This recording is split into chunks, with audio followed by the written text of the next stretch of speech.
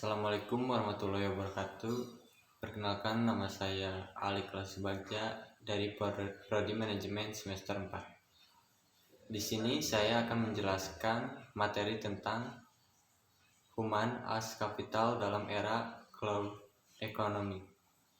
Human Capital Readiness. Yang pertama, ada Human as Capital di era Cloud Economy. 1. Human as Capital di era Cloud Economy. Adapun pengertian human capital mengacu pada seluruh sumber daya yang dimiliki dan dimanfaatkan secara utuh untuk eksistensi suatu organisasi. Sumber daya fisik, cloud, ilmu pengetahuan, sosial, dan reputasi organisasi. Para profesional dituntut untuk memiliki kemampuan menyaring informasi yang didapatkan, kemudian pengelolanya, dan membagikan tacit dan explicit clause yang telah mereka dapat kepada kolega atau rekan kerja lainnya.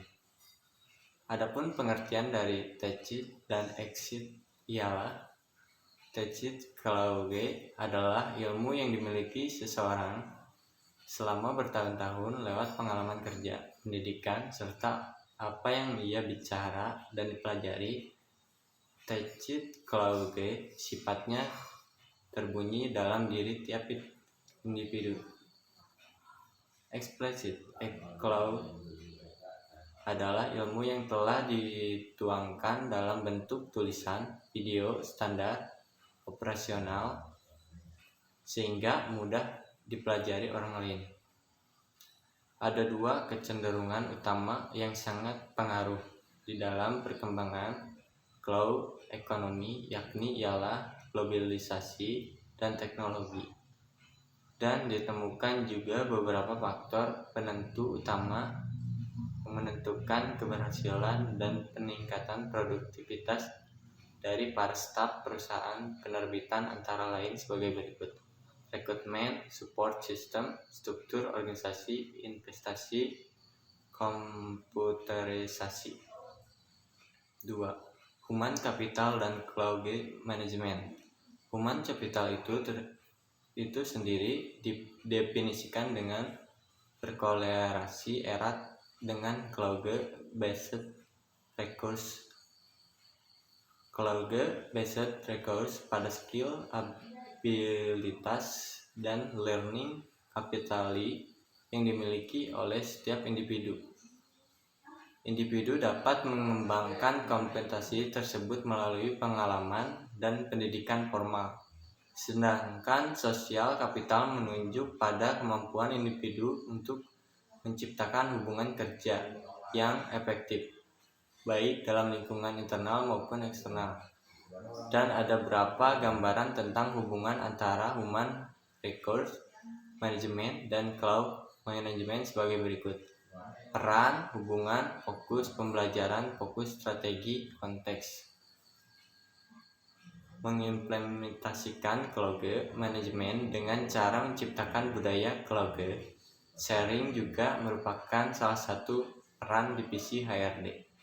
Untuk mencapai kesuksesan dalam organisasi dibutuhkan beberapa faktor: proaktif, komunikatif, cloud sharing, waktu, cloud management. 3. Agility. Dalam jurnal menjelaskan bahwa agility adalah strategi perusahaan yang memberikan respon yang cepat terhadap perubahan bisnis. Amat radikal, kompetitif, kebutuhan akan adanya kemampuan agile berdasarkan 4 prinsip, antara lain melayani pelanggan, menguasai perubahan, mobilisasi kompetensi serta sumber daya yang ada, kemampuan untuk bersaing di industri. Learning organizational. Organizational learning adalah kemampuan sebuah organisasi untuk mampu mengenali dan mengelola pengalaman melalui eksperimen, observasi, serta mampu menganalisis keberhasilan dan kegagalan untuk diterapkan dalam suatu sistem atau aplikasi baru yang membantu percakapan yang lebih baik. Adapun untuk dapat mempersiapkan organisasi, kita dapat menjelaskan 5 hal berikut ini: sistem thinking, personal mastery, mental models, building shared vision, team learning. Agile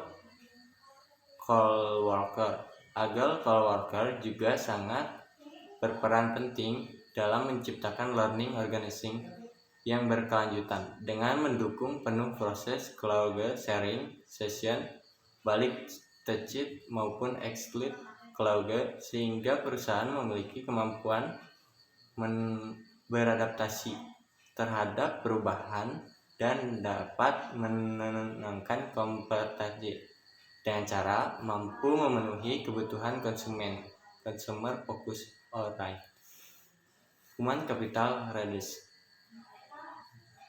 Ketersediaan human capital readiness yang tinggi juga sejalan dengan general strategic objectives perusahaan yang akan dicapai, antara lain berkomitmen untuk menjadi partner bisnis terbaik bagi seluruh pemangku kepentingan dengan cara mengimplementasikan seluruh nilai luhur organisasi di setiap aktivitas bisnis dan kehidupan sehari-hari, dan kemudian berkomitmen untuk mencapai kualitas kerja secara total dan menyeluruh sehingga area tugas. Organisasi juga diharapkan mampu berkomitmen untuk menciptakan lingkungan kerja yang dapat memberikan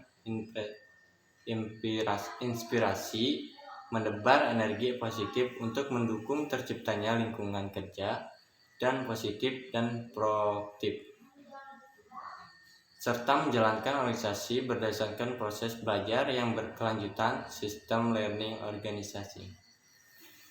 Mungkin itu saja yang bisa saya jelaskan. Bila ada salah kata atau ungkapan yang kurang jelas, mohon dimaafkan. Assalamualaikum warahmatullahi wabarakatuh.